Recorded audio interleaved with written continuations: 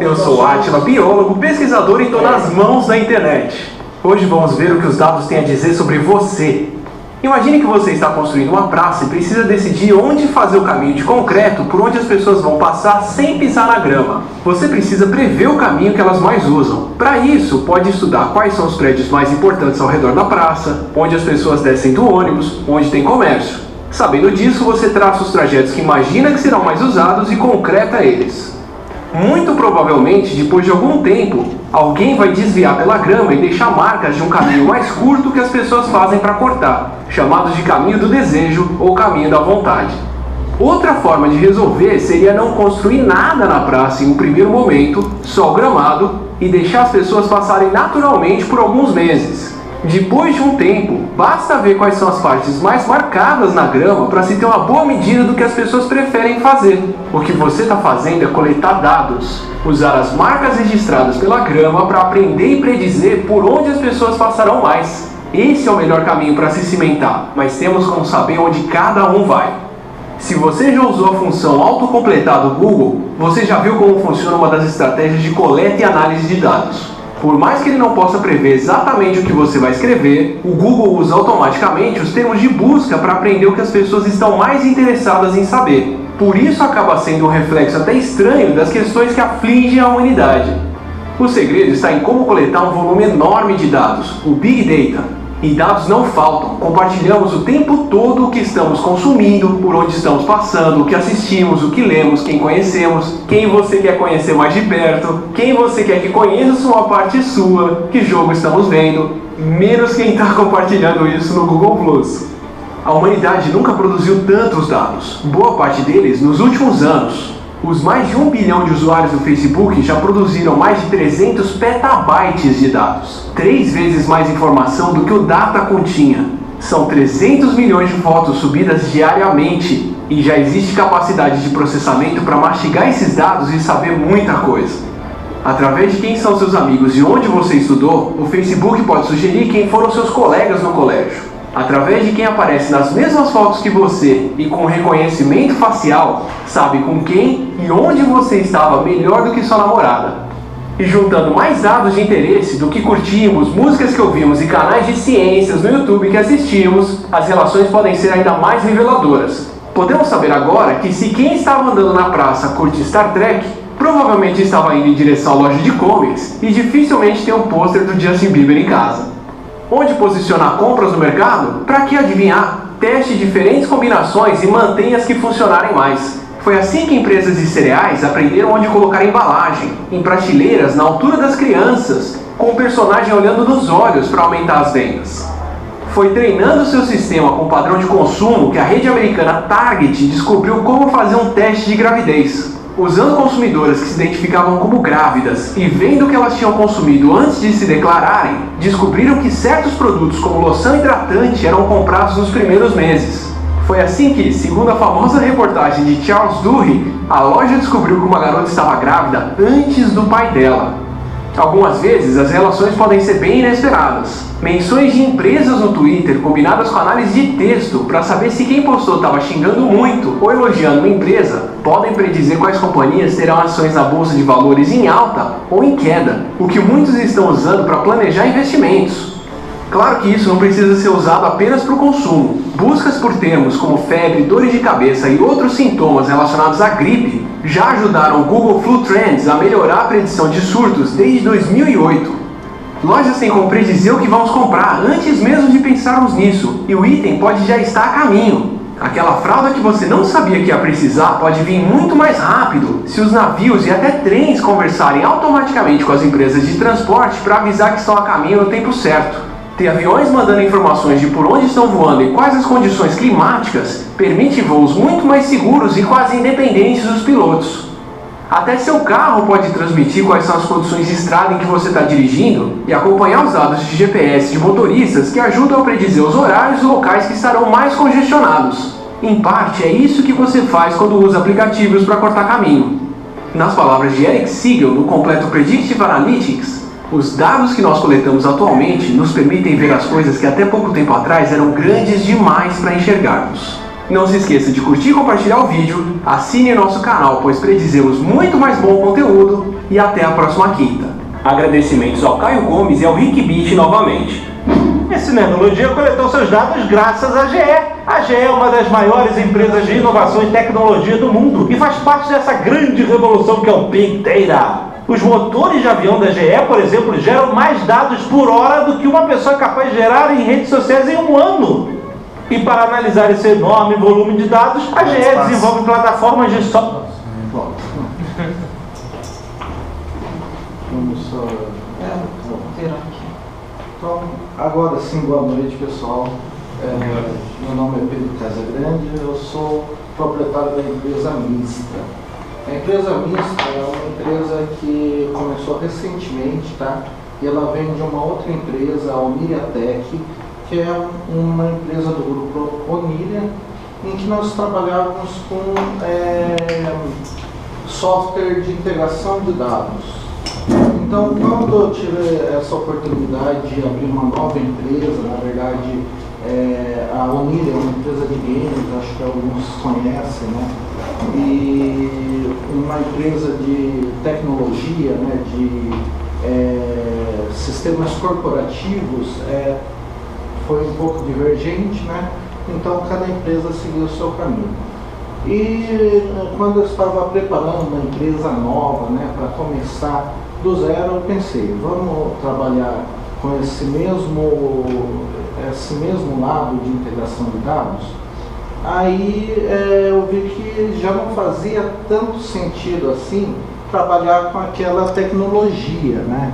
Que hoje o mundo já está evoluindo para um outro lado, que no caso é do Big Data. Aí eu quis começar com esse vídeo.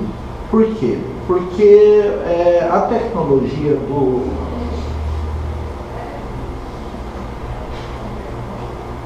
do Big Data é uma tecnologia que tem despertado muito interesse atualmente, tá? Não só das pessoas técnicas. Então eu achei que a melhor coisa que nós poderíamos fazer é começar a que a gente tenha o mesmo nível que uma pessoa curiosa com tecnologia, que não necessariamente seja um desenvolvedor ou que não necessariamente trabalhe diretamente com isso.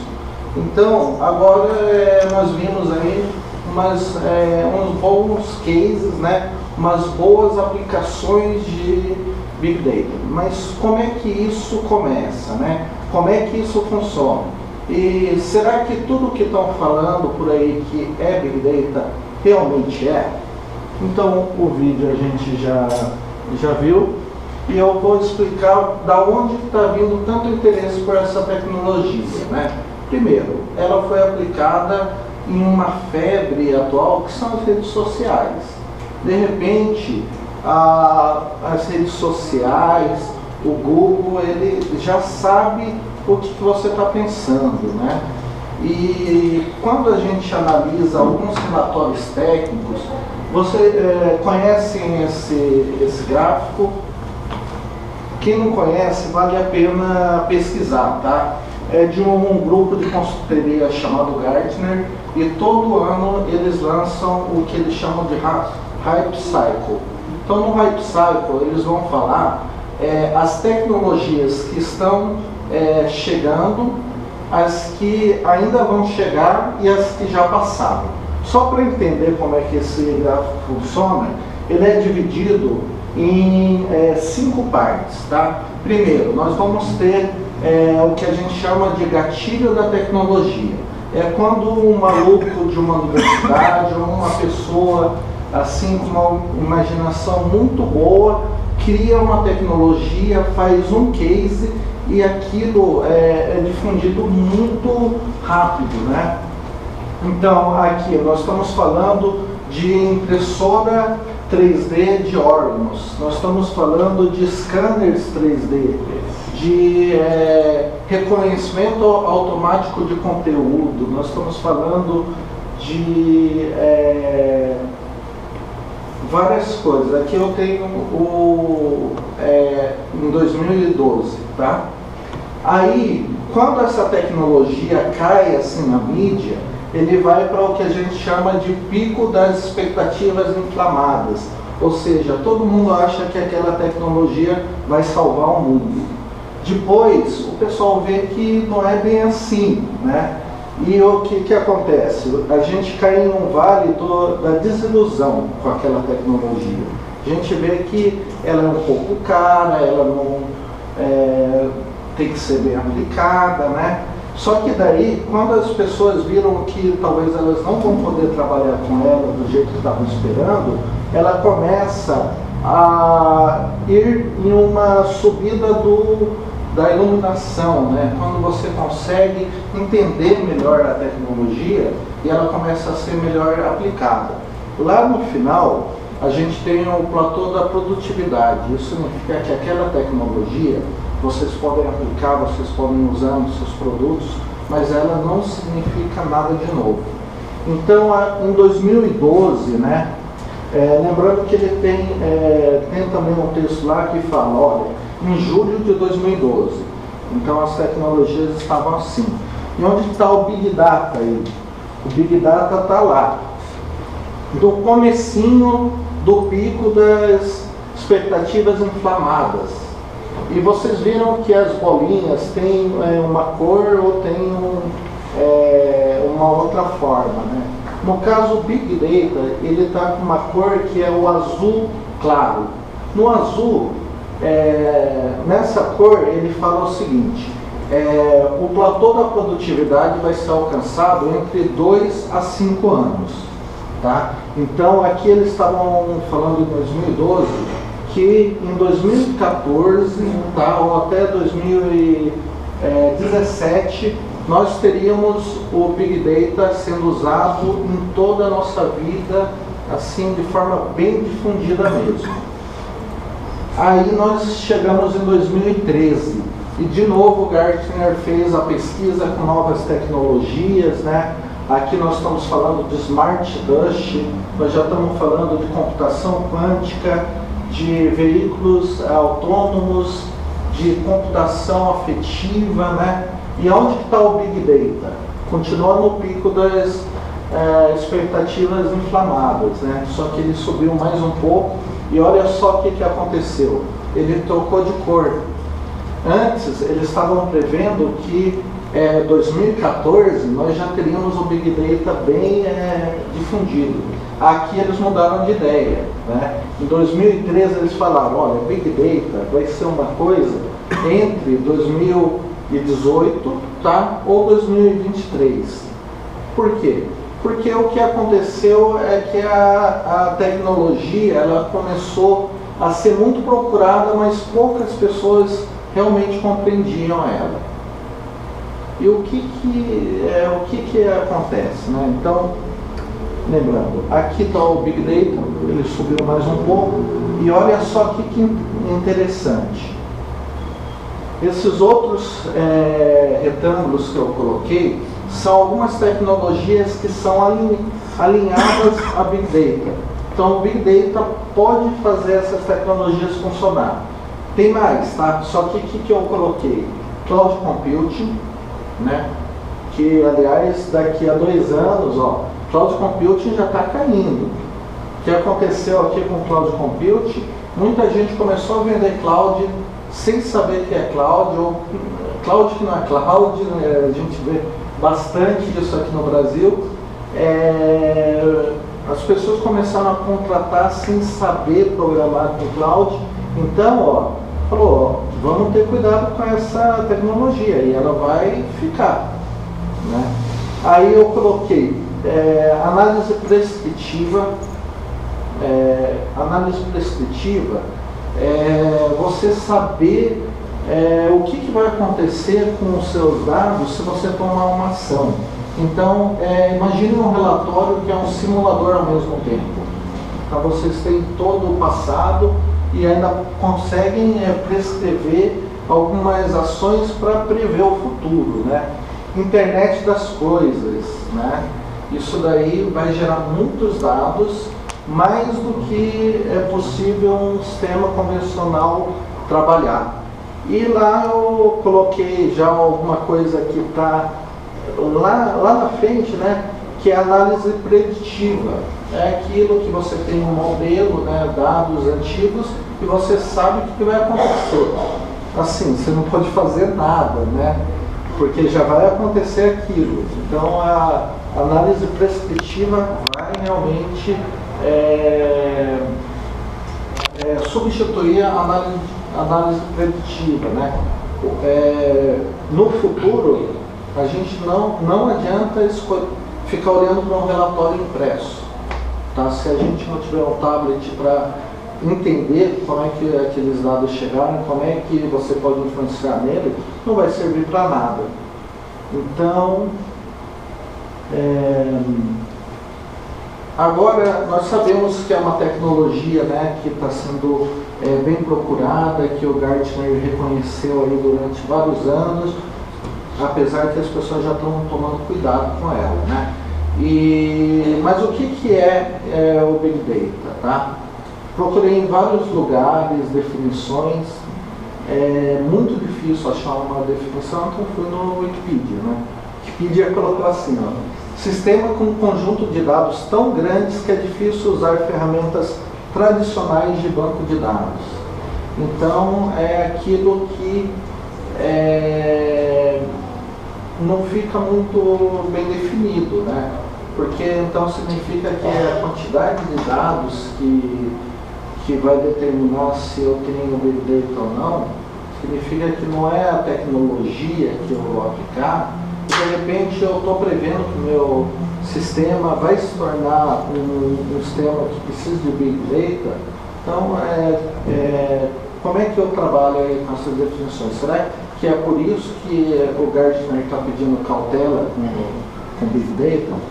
E aí eu comecei a ver quais que são as aplicações do Big Data atualmente. Primeiro, otimização de marketing digital. Quem usa o Google Analytics vê que a nova versão do Google Analytics vai dar informações que você pensa assim, é impossível eles saberem disso. Eles querem dar informações sobre a idade de quem está acessando. Eles querem dar informações assim que a pessoa só foi lá, eu coloquei um JavaScript no meu site e ele descobriu um monte de coisa, né? O Google sabe. Então, e nós vamos ver que o Google é um ator muito importante para essa tecnologia, tá? Que mais? Exploração e descoberta de dados. Isso daí é o que? É você pegar várias informações demográficas, né, de uma população e descobrir um novo produto. A Target usou isso, né? Então a Target descobriu que conseguiria vender para as grávidas que ainda nem sabiam que estavam grávidas. Então, o que mais que nós temos? Detecção e prevenção de fraudes, né? Então, estão usando muito o Big Data para descobrir questões bancárias, né, invasões. Nós também temos redes sociais, análise de relacionamento, né? Hoje todo mundo sabe que nós temos que ter cuidado com o que a gente vai postar no Facebook, né? Porque se o Google descobriu sua idade, imagina aqui que o Facebook não pode descobrir, né? Análise de dados gerados por máquina. Gente, existe uma tecnologia chamada Pervasive Computing, tá? São os sistemas de telemetrias autônomos. Então você tem, por exemplo, uma lâmpada da Philips que tem um IP, né? Você pode acessar ela através de um endereço da internet. E se você perguntar, ela vai falar como é que está o consumo da sua casa. E esses tipos de equipamento vão gerar muito mais informações no próximo ano que as redes sociais.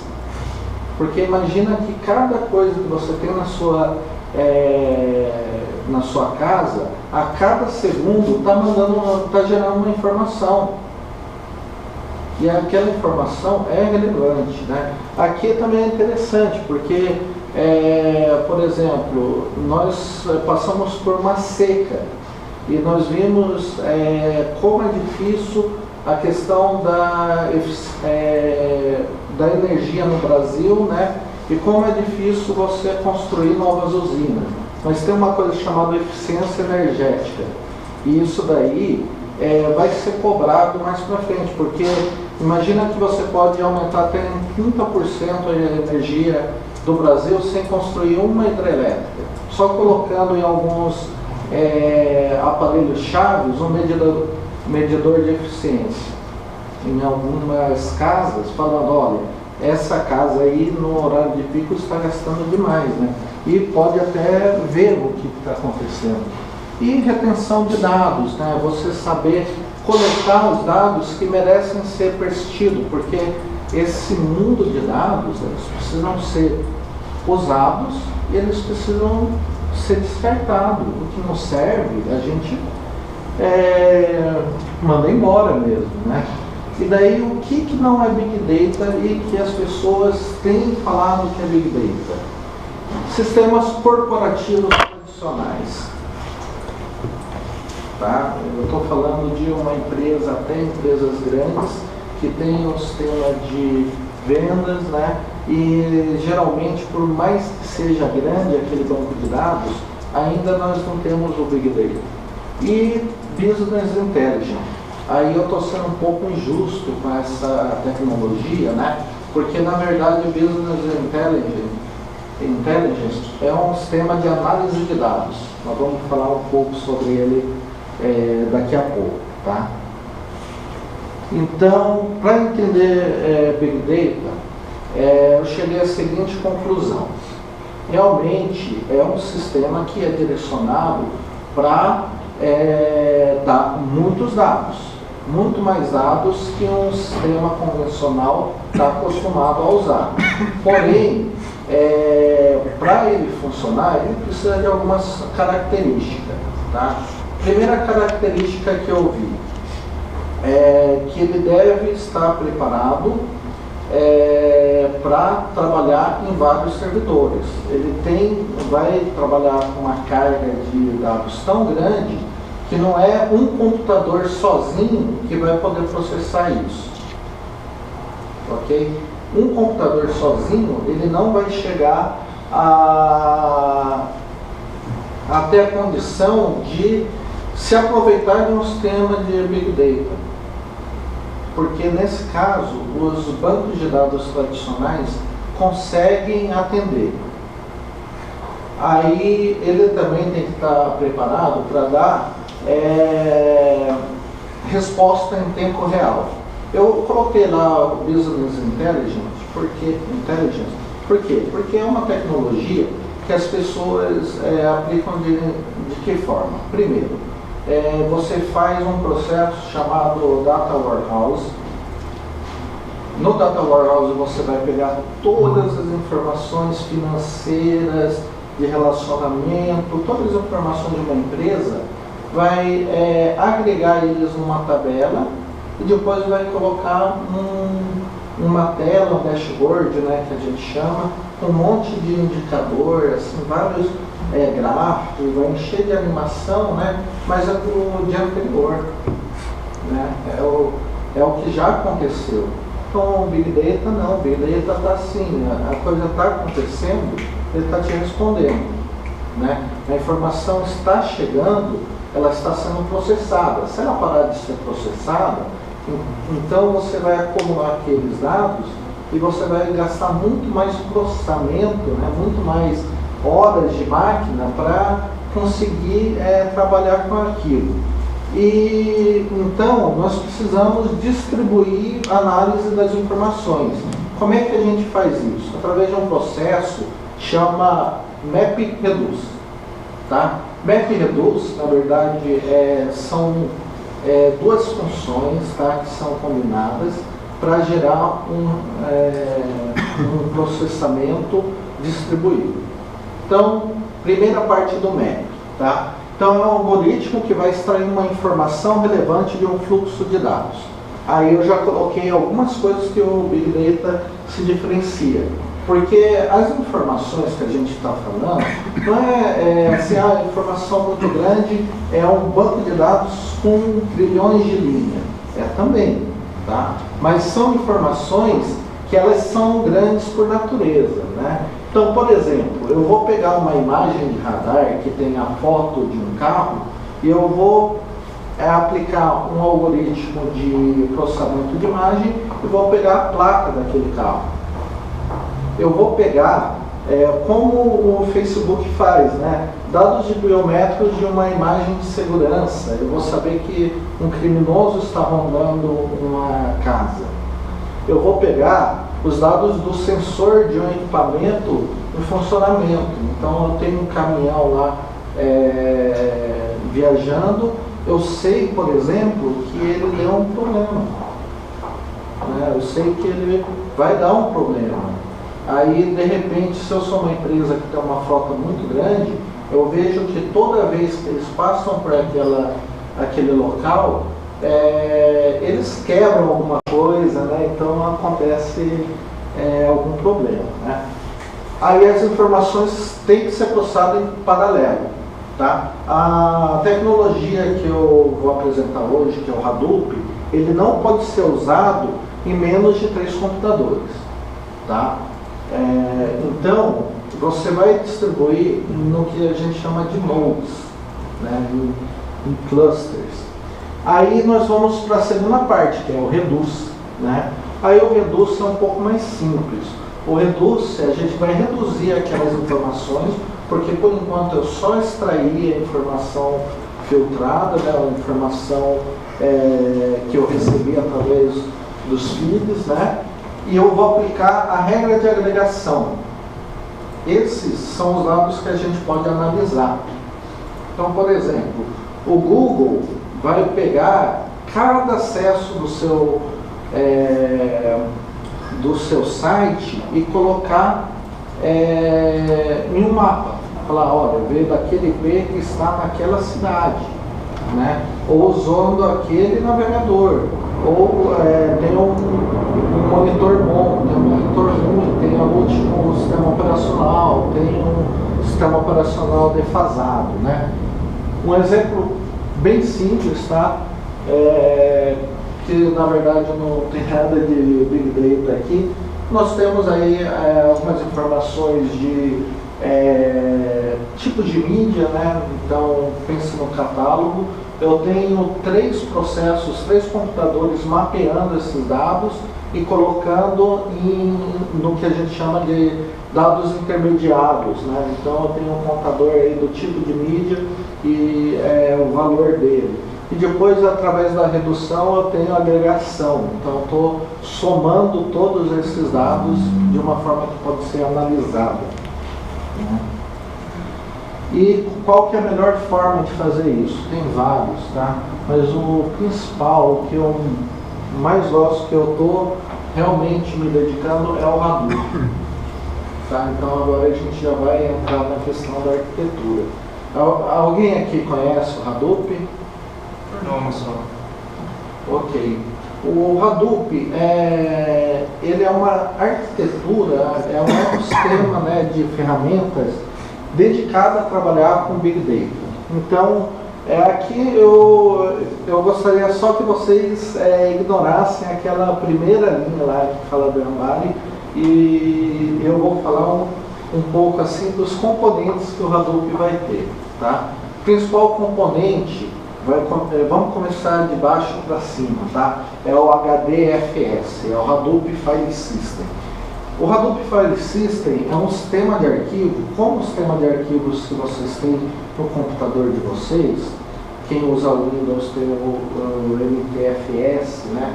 Quem usa Mac tem o HFS, quem usa Linux tem um monte lá, que é o X4, né? Que o pessoal mais usa. O Hadoop ele criou um sistema de arquivos que serve para trabalhar com dados grandes, tá? Primeiro, cada bloco de arquivos vai ter em torno de 128 megas.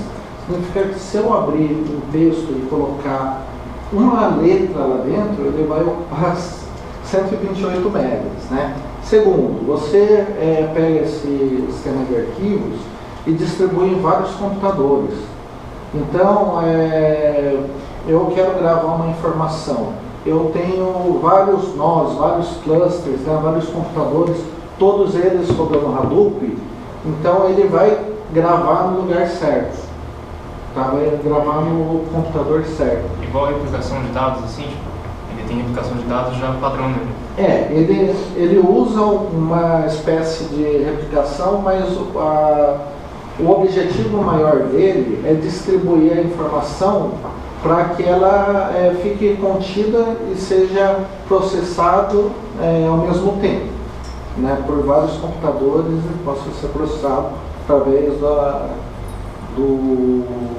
dos jogos, né, dos trabalhos dele.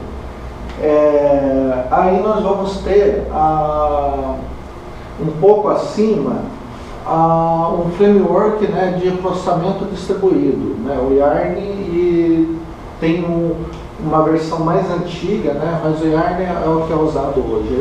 Esse daqui já é do Hadoop 2.0, que é para fazer o MapReduce, né. Fora isso, a gente pode trabalhar com vários outros sistemas de storage, de banco de dados, né. Então, ele tem o HBase, que é um banco de dados do tipo NoSQL, né, que é baseado em Big Table. Aí que eu falei que ia começar um pouco a questão do Google, né. MapReduce foi aplicado pela primeira vez pelo Google, assim, em larga escala. E é o segredo do Google funcionar e revolucionar os motores de busca. Porque a partir do momento que ele usou o MapReduce para trazer aquele monte de informação rapidamente, né, que eu acho que eu sou mais antigo aqui, então na época do Yahoo você tinha que sair procurando lá. A procura não dava tanta coisa, você tinha que ir nos diretórios, né? Era difícil. E o Google não. O Google, para começar, ele não vinha nenhuma informação de diretório, só vinha lá um campo de texto, num botão. E eles estão assim até hoje, né? Um pouco diferente. Na verdade, o Google ele não quer que você procure alguma coisa, ele quer saber o que você está pensando, quer te dar a resposta sem precisar procurar. E então você tem a questão do MapReduce e o HBase, que é o Big Table, né, baseado nas tecnologias que o Google começou. Aí nós temos várias ferramentas acessórias. Então o MIG, que é uma forma de você escrever scripts de procura, né, ou de MapReduce. Você tem os workflows, as estatísticas, né? Então você vai ter um monte de coisa, mas os coordenadores, então se você tem o que a gente chama de fazenda de cluster, né? Fazenda de servidores, nós precisamos saber o que cada um está fazendo, né? Nós temos que saber se eles realmente estão trabalhando no MapReduce, se eles estão sendo utilizados, ou se de repente um deles pegou uma informação lá e ele travou o processo. Pode estar travado. Então, e fora que a gente vai trabalhar com bastante logs, né? Bastante informações acessórias. Então a gente tem que saber ler essas informações. Imagina que em Big Data tudo é grande mesmo, tudo que está sendo usado é difícil de trabalhar. Então precisa ter um sistema de arquivo próprio, precisa ter um banco de dados próprio, né? E só uma questão.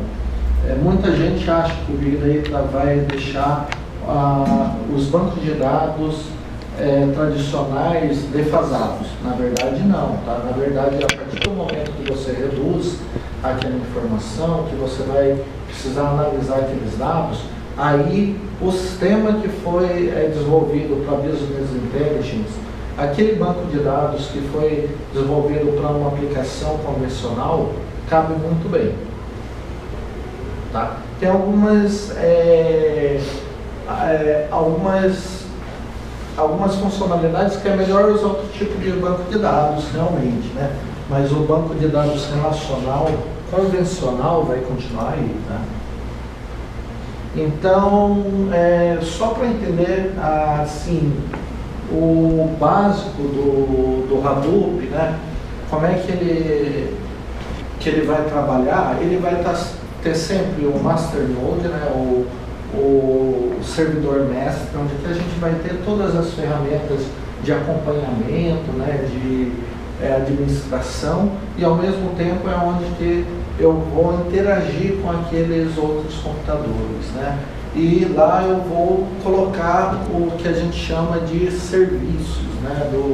Dos jobs.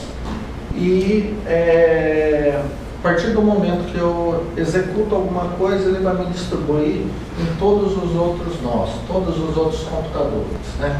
Aí que o Cloud Computing é importante, porque se você tem um sistema, né, que é um sistema que ainda vai crescer ou que ele pode aumentar ou diminuir, vocês têm que saber que de uma hora para outra você vai precisar de mais host, menos host, ele vai já precisar estar preparado com o Hadoop e ele está pronto para responder pelo name node dele. Então, o master node vai ter que reconhecer ele e ele vai já ter que receber essa incumbência, né? Agora, como é que a gente trabalha com Hadoop, né? Hadoop é um sistema gratuito, ele é da Fundação Apache. Então, todos os sistemas que são usados pelo Apache, o Apache a gente sempre lembra do servidor de HTTP, né? de páginas de internet, mas ele tem hoje muitas outras ferramentas, né? E todas elas de código livre. Porém, ele é bem difícil de você conseguir configurar tudo isso, né? O melhor mesmo é que vocês não saibam que tem todas essas pecinhas, elas já vêm montadas para você, né? Então, por isso, a gente trabalha com as distribuições, né? É mais fácil, vocês podem criar uma distribuição própria ou aplicar o Hadoop diretamente. E quais que são essas distribuições? Primeiro, essa daí é que eu trabalho, na Pivotal HD. O Pivotal, na verdade, é uma empresa que eles faziam uma ferramenta de gerenciamento de projetos, né? Pivotal Tracker. E a VMware comprou eles. A VMware comprou também uma outra tecnologia chamada Spring Framework. Alguém conhece aqui o Spring? Então eles combinaram essas duas tecnologias, né? E criaram todo um ecossistema de Hadoop. Eles têm uma tecnologia muito boa de análise. Então eles estão conseguindo bastante coisa de análise e vocês podem usar as soluções do VMware para criar sua própria fazenda, né, de Hadoop, de servidores, e ao mesmo tempo vocês podem usar a tecnologia deles de cloud, que é o Cloud Foundry. O que mais que nós temos? Nós temos o Azure. O Azure, a Microsoft criou uma ferramenta, né, uma plataforma chamada HD Insight. O HD Insight também é Hadoop, ele funciona muito bem dentro do gerenciador do Windows Azure e é facinho de usar também. Quem já usou o Azure sabe que você tem um painel de controle que é o mais fácil de usar, né? e nesse painel de controle vocês conseguem fazer implantar o Hadoop só escolhendo quantos nós vocês querem. Tá? A única coisa é que vocês não podem criar ele só com nó, vocês precisam ter um número mínimo, né? Então nós também vamos ter a Amazon. A Amazon ela tem os servidores elásticos, né? A Amazon na verdade é a líder em cloud, e a Amazon MapReduce na verdade é o Hadoop, tá? E a Intel tinha uma solução própria de Hadoop e eles preferiram usar o Cloudera, que nós vamos ver ele daqui a pouco, tá? Então, é por isso que eu estou sugerindo que vocês trabalhem com Hadoop, porque o Hadoop ele já foi aceito como padrão de mercado. Nós temos também, por exemplo, o Cassandra. O Cassandra é usado pelo Facebook, né? Só que ele é muito bom, é muito fácil de usar, só que é importante trabalhar com padrão de mercado, né? Vale a pena estudar outras soluções, mas minha sugestão vão com Hadoop, porque tem muita gente. Eu ainda poderia colocar IBM, poderia colocar várias outras soluções, né?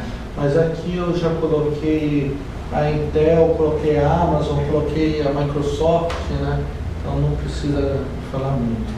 Só que eu acho que, pelo que eu falei até agora, eu não devo ter despertado muito o interesse de trabalhar com o Big Data, porque eu falei, precisa de um monte de computador, precisa trabalhar com tecnologias caras, né? E não é todo mundo que vai ter esse acesso. Então, o que eu sugiro, tá? O Big Data, que nem o Gartner falou, em 2018, isso vai ser acessível para todo mundo, para todos os sistemas, né? Mas enquanto não chega, ou enquanto vocês ainda precisam fazer um software escalonável, né, em que vocês já querem estar preparados, tá? O que eu sugiro? Que vocês usem o MongoDB, tá? MongoDB, tem gente que já está usando ele. Então, o MongoDB, pessoal, ele tem uma função chamada MapReduce, tá? E o MapReduce dele pode ser distribuído em vários servidores. Então, eu não sei se está dando para ler aqui, dá um pouco, né? Eu vou tentar explicar o que ele está fazendo aqui, tá? Isso daí é o que o Hadoop faz assim em várias linhas. Eu tenho dentro de uma coleção, dentro de uma tabela, né, para quem está mais acostumado com um banco de dados relacional, eu falo duas funções. A primeira é de mapeamento, tá? A única coisa que eu vou fazer, eu vou falar, olha, daquele banco de dados, daquele objeto, né, vocês vão pegar o ID e o valor. Então é aquela primeira lá, está em JavaScript, tá, pessoal? Aí você vai reduzir fazendo o quê? Pegando tudo que você recebe de chave, ou seja, do ID do valor, e vai somar o valor, né? Então, você emitiu aqueles dois dados, né? Reduziu através de uma função de agregação, que aí a gente chama de soma, e aí eu só defino qual que vai ser o formato da minha saída. Eu estou falando que o formato é qual que é os dados, né? E qual que é a somatória. Olhando assim, Big Data é tão complicado? Não é, né? É uma coisa assim que realmente o MongoDB colocou aí em 4, 5 linhas, né? E até isso daqui eu peguei do próprio site, tá, do MongoDB, do manual de instruções dele. E eles colocam, ó, o que você tem na coleção de ordens, quais são os documentos, né? Você tem um query, então o que você tirou de cada uma daquelas linhas, né? Você tem mapeamento, né? Então qual que eram as funções de agregação que você vai usar e reduziu lá para a informação que vocês vão querer analisar, né? Big Data, basicamente, o MapReduce é isso, tá? Vocês têm que pensar que pro dia a dia nós vamos trabalhar com algumas coisas mais complicadas do que isso. E imaginem que vocês estão fazendo isso para muitos dados, tá? Nós estamos falando em terabytes, nós estamos falando em muitos dados mesmo. Então, mas essencialmente é isso. Esse MapReduce ele é feito na hora? Eu gero aquilo ali, ele já vai fazendo tudo e já gerando aquela resposta? Exatamente, é como se fosse uma consulta, né? Ah tá, você faz uma chamada, ó, que era aquele MapReduce. É que no caso eles conseguem fazer isso distribuído também. Então é uma forma, eu acho interessante o MongoDB, porque é uma coisa que nós não aprendemos na faculdade, né? Então é um outro tipo de dados. É interessante ver que com Big Data a gente vai estar usando outros tipos de estruturas, tá? MongoDB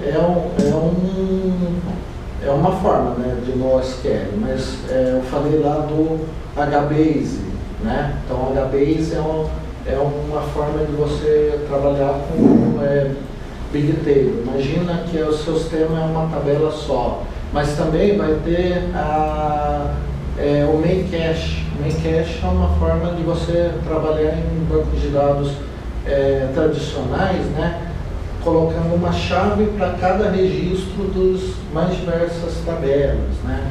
Nós vamos aí ter assim, vários outros bancos de dados, né? Nós vamos ter aí repositórios, vamos ter várias formas de pegar as informações, né? O HDFS é muito bom, né? Eu vi assim, muitos exemplos de Hadoop que trabalha com arquivo texto. Então lembra, o Henrique trabalhou num projeto comigo que a gente trabalhava com um arquivo texto fazendo integração com o COBOL. Mas isso ainda é aplicado no que o Gartner fala que é o que tem de mais novo, né? Pessoal, e só complementando um pouco aonde que eu quero dar mais uns cases aí, fora o que o Attila Yamarino falou, né? Então, aonde que o Big Data ainda foi usado, né? Lá eles falou uns cases mais interessantes, né? Mas esse é um case que quem puder ver vale a pena, né? Ele não é um case muito feliz pra gente. Eu chamei de case do 7-1. É o sistema da SAP que a seleção da Alemanha aplicou no seu para avaliar tanto os seus próprios jogadores, tá, quanto os jogadores adversários. Então, aqui, ainda bem que vocês não conseguem ver que está tudo em alemão, tá? Mas dá para ver alguns dados, ó, é um sistema de análise normal, né? Parece até uma análise de sistema de BI. Você tem vários indicadores, né? E eles chegam a trabalhar com um mapa de calor. Então eles têm tantas informações de localização dos seus jogadores que eles conseguem ver exatamente que região do campo aquele jogador fica, né? Em treinamento ou nos próprios jogos oficiais da Copa, eles sabiam que, por exemplo, se você movesse um jogador para outra posição, de repente você tem um ganho ele tinha um ganho de produtividade, ele tinha um ganho de eficiência, né, de performance. E, gente, depois dessa Copa, os clubes vão vir atrás disso. Os clubes, os esportes, tá? Essa é uma solução que a SAP não fez para a seleção da Alemanha. Na verdade, a SAP tem todo um ecossistema de software para esporte. E se você pensar que a SAP é um dos maiores distribuidores de software corporativos, para ela entrar também nesse ramo, é porque eles realmente veem um lugar. Ó, próxima Copa, nós já temos condição de aplicar essa tecnologia, tá? O Grêmio, eu vi lá no Globo, lá, que eles compraram a tecnologia, não sei quantos milhões lá, sei lá, 5 milhões, já estão usando já, é a mesma tecnologia. E eu acredito que a gente pode tropicalizar aí e colocar o jeito do Neymar jogar. Então, A Alemanha entrou em campo já sabendo que ia acabar 7-1. Exatamente. Eu acho que eles disponibilizando gratuito. Eu acho que Só 2 milhões. inclusive, assim, diz que a seleção que eles mais estudaram, né, foi a seleção brasileira, porque eles estavam preocupados mesmo. Então, tinha, assim, várias universidades, né, que estavam aplicando essa tecnologia e dando insumos para os treinadores, né. E no final, ainda dependeu muito do talento deles, né. Aí, esse não foi um exemplo legal, né? Mas vamos ver o próximo. Pessoal, tá aí outra aplicação do Big Data, tá? Eu não sei se vocês acompanharam esse case aí que foi muito difundido, né? Que é a questão do Snowden, né? Do Edward Snowden, que era um analista e que ele mostrou para o mundo duas coisas. Primeiro, a NSA, que é uma das principais agências de segurança dos Estados Unidos, não sabe fazer PowerPoint.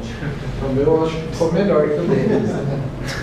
Só que também mostrou, pessoal, que eles estão aplicando Big Data, tá? Aí, quando eles estão colocando isso daí, essas bolas, cada uma delas é o que a gente chama de feed, né?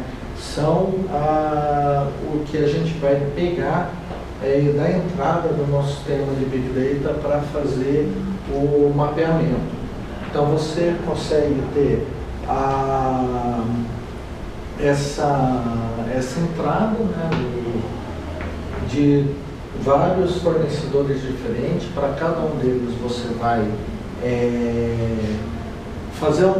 aplicar um algoritmo de redução, né, ou de mapeamento, melhor, porque você precisa ficar com os mesmos tipos de dados para depois fazer uma análise, né? E realmente é uma coisa que dividiu o mundo, né? Porque essa tecnologia, ela estava sendo bem aplicada ou não? Será que nós temos, olha só, pessoal, Microsoft, Yahoo, Google, Facebook, deixa eu ver qual tá aqui, eu não conheço, né? YouTube, eles sabem tudo que você está assistindo, né? De repente você clicou no link errado no YouTube e eles já acham que você seja uma ameaça, né? Foi ver um vídeo interessante sobre exposição. Eles estavam vendo, né? Estavam vendo assim sem que ninguém soubesse, né? E olha só o custo que eles estavam tendo para um sistema gigantesco desse. 20 milhões. 20 milhões para... é nada, né? É nada. Então, se vocês verem, desde 2007 até 2013, eles pegaram bem no começo mesmo nessa tecnologia. Bom, agora nós estamos aí, ainda temos uns 10 minutos, tá? Eu só queria deixar esse link para vocês. Esse é um link do Cloudera, né? Que é um painel de controles de um ecossistema de Big Data, tá? Deixa eu ver se ele está funcionando aqui a internet. Ele deu umas caídas aqui. Eu falei isso que eu... Tá sem rede, tá sem rede. Skype caiu. Mas ele conhece. Bom. E agora eu tenho que achar onde está.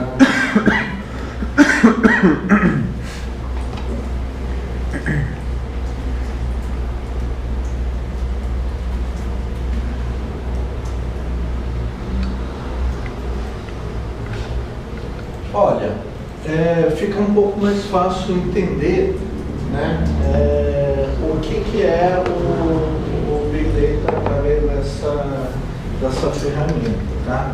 Na verdade, essa ferramenta não é do Hadoop em si. Se vocês verem, a Microsoft vai ter um diferente, o Pivotal vai ter outro, tá? E esse é do Cloudera, né? E o que nós temos aqui? Primeiro, o editor de consultas, né? Então, mas aqui a gente já começa a reconhecer os componentes do Hadoop, né? Então, o Hive, por exemplo, é um editor de SQL comum, que a gente está acostumado, mas que eles fazem processamento paralelo, né? Então, nós temos o Impala, que é uma tecnologia do Cloudera mesmo, né? Que eles têm colocado. Eu acho que é fora do Hadoop, né? Tem uma parte de consulta normal, né, de banco de dados, e aqui eles têm o Pig. O Pig é um editor de script, né, um script para Big Data. Então,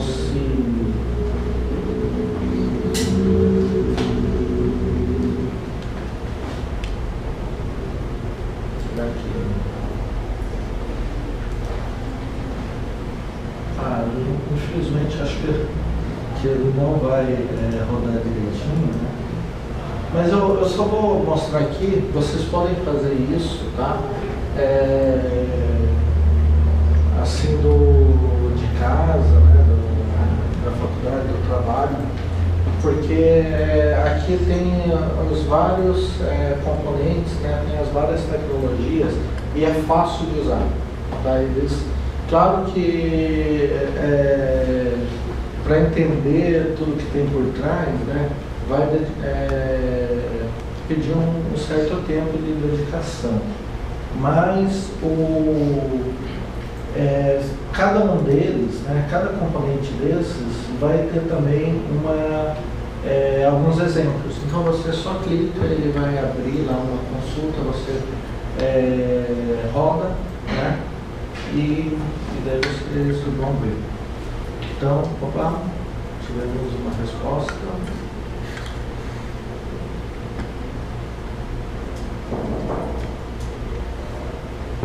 Mas é internet? Eu não sei. Você está conectado? Eu estou no curso, né? Tenho por aqui também. Deixa eu dar uma olhada. Vou tentar por aqui, talvez.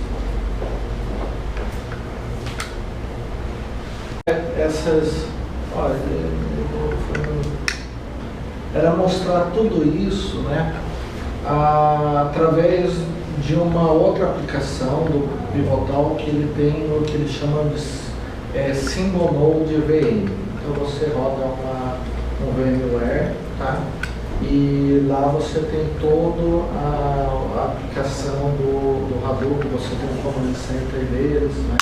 O Command Center deles dá para ver o MapReduce, a distribuição por servidores, se tivesse, né? Mas também é complicado porque precisa de bastante espaço, precisa de bastante computador para usar isso em um computador pessoal convencional, tá? Então, deixa eu ver se...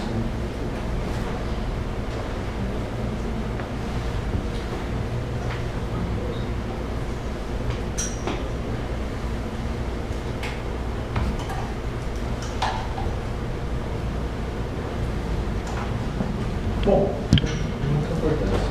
Então aqui nós vamos ter o que vale a pena estudar aqui. Os editores de consulta, né, para ver certinho como é que funciona a parte do mapeamento, né, até mesmo da redução, né, através dos SQLs. Aqui no Data Browser a gente vai ter o HBase aí, para vocês navegarem. Então, por exemplo, vocês vão poder ver como é que é organizado uma informação dentro desse tipo diferente, né, de banco de dados.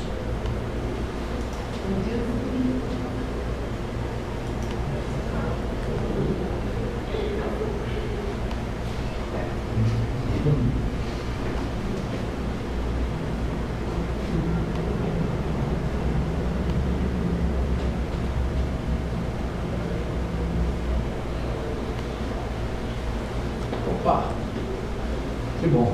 Então, pessoal, aqui, ó, se eu tem aqui as minhas consultas, né, ou consultas salvas, lá vai ter vários exemplos, né. Aqui ele mostraria a base de dados que a gente tem disponível, né.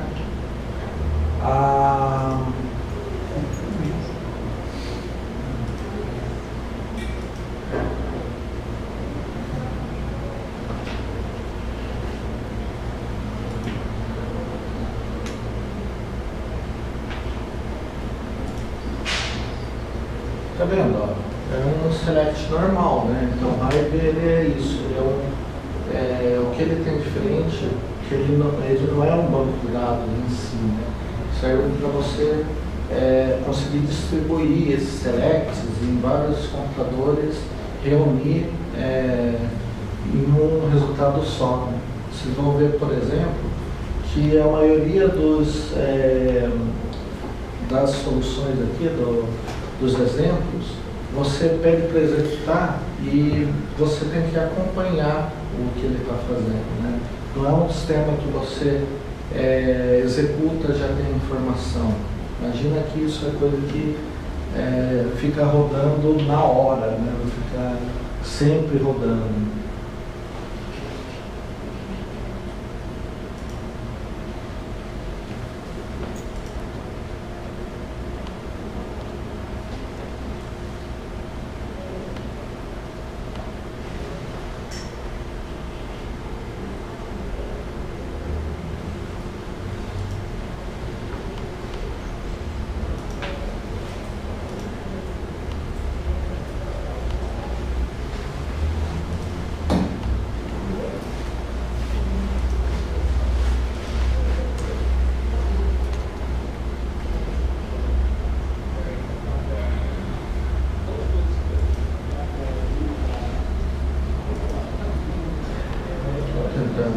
Mostrar mais uma tela. Então, Tenta desconectar e conectar de novo, porque agora tá indo aqui. em qual que você está? Juntos cursos. Curso. Inclusive, aqui eu... Agora acho que... Então, a minha consulta, né? Consulta salva. Não precisa nem ter um cadastro para usar. Claro, as instituições vocês vão ter sempre os mesmos exemplos, né? Mas está aqui. Então, Data Browser, como eu falei, o HBase, né? Então, como é que é o Big Table, né? O Zookeeper, que eu falei que é uma forma de vocês verificarem seus servidores, né? Então, o que eles estão fazendo. Aqui, ó, eu tenho o que eles chamam de standalone, né? Então, já tem algumas informações aqui de um só. Isso é tudo online, então não precisa fazer nenhuma coisa. Mas está aqui, ó. Cada host fez, o que ele executou, né? E aqui tem alguns exemplos, né? O Twitter é muito bom para dar exemplos porque tem muito dados, né? Então, aqui, ó, é em tempo real isso, né? Se vocês quiserem colocar alguma coisa aqui,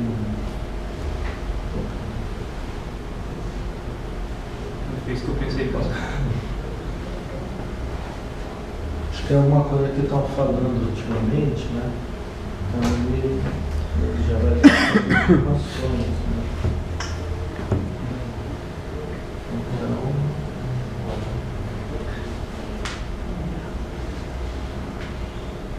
Então, sim, e claro, tem aqui para ver o HDFS, que é o Hadoop File System. Só que vocês vão ver que ele é igual um sistema convencional, tá? Ele funciona assim como um sistema convencional. O que ele tem diferente é que ele foi feito para Big Data, tá? Então é bom para escrever uma vez só, acessar várias, ele pode ser distribuído e por aí vai. Bom, basicamente é isso que eu tinha para falar para vocês. Se vocês tiverem alguma dúvida, fiquem à vontade. Legal. Você já está usando alguma coisa com a Amazon? Não. Na verdade, por esse caminho, né, do Pivotal, a Amazon não seria o melhor, né? Pode ser usado porque a Amazon tem as imagens básicas, né? Mas eu ainda não estou aplicando o Big Data em nenhum projeto. Ainda tenho muita dificuldade em conseguir projeto aqui, né? Porque são grandes, os clientes, são sistemas muito grandes, né? Tem bastante volume, né? Uhum. Seriam sistemas, clientes que iriam investir mais de um servidor, né? Então isso realmente tem que ser para aplicações muito grandes. Hoje você está acompanhando ou aplicando esse tipo de sistema junto com que tipo de projeto, que tipo de cliente do cliente? Então, a minha ideia é trabalhar com sistema de telemetria, né? Então eu tenho uma solução própria de sistema de telemetria. Eu aplico uma tecnologia que o pessoal da Pivotal, eles estão já trazendo para o Hadoop, que é o batch, né? Então você ter o processamento de informações separadas em partes, né? E também muitas das tecnologias de sistemas corporativos em Java, né, são aplicadas aqui. Então, se você tem um gerenciador de mensagens, aí você pode aplicar para receber seus dados através dos feeds, por exemplo. Em que área de telemetria você está? No caso, telemetria de equipamentos. Tá? Industrial? Esse projeto, né, que foi feito junto com a Ambriatec, é um projeto que nós estávamos aplicando em plataformas de petróleo, né? E, na verdade, eu quero aplicar para equipamentos um pouco mais simples, né, que o custo de implantação não seja tão alto. Estou te perguntando porque eu trabalho com os consultores de AI, trabalho com outros tipos de business intelligence, né? E a gente usa muito, só que não é direto, não é uma coisa comercial, digamos assim, onde você entrega o cliente, vou te entregar um produto, não, cara, eu te entrego uma análise, um resultado de análise, uma inteligência que eu não te explico exatamente como que tem por trás. É muito mais fácil entregar um produto assim, entregar um resultado para ele, baseado nas estruturas de inteligência e algumas outras modelagens, do que eu entrar com um produto só. Então eu entro com uma solução, digamos assim, complementar alguma coisa que ele precisa ou que já está sendo trabalhada. Então, por exemplo, gestão de projeto, que inclusive esse setor de onde nasceu o tributal, uma solução de RP, uma solução de relações públicas, comercial, uma coisa assim. É interessante usar essas tecnologias para integração com redes sociais, ou se não, a questão do Google Analytics, né, o tanto de dados que você consegue obter, né, de repente você acabou com o seu estoque de um produto e a resposta por que aconteceu de repente isso está no seu site, né, então dá para você casar as duas informações, né, o banco de dados interno com um serviço do Google, do Facebook. Grandes empresas assim, têm sistemas muito grandes que envolvem bastante frentes ali, os sistemas deles. Você acha que tem uma possibilidade deles quererem de repente migrar ou talvez levar em paralelo esse tipo de sistema do Hadoop para conseguir informações que hoje eles não conseguem, ou talvez um desempenho melhor, não sei, uma coisa nesse sentido? Eu até falei que eu ia ser injusto lá com a questão do Business Intelligence, que é muito aplicado nas empresas atualmente, né? Mas, por exemplo, essa tecnologia do Hadoop pode ser usada para reduzir as informações de toda uma rede de supermercados, uma rede de lojas, né, para um DW em tempo real. Né? Você pode reduzir para sistemas convencionais, né? E de repente os seus nodes, né, já estão distribuídos, né? Você já consegue acessar eles em vários lugares.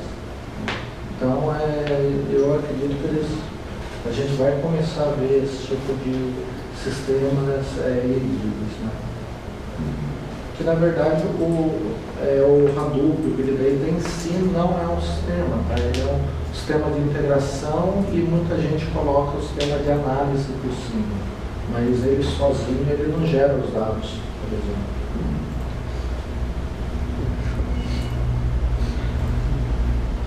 Isso aí. Uma pergunta aí?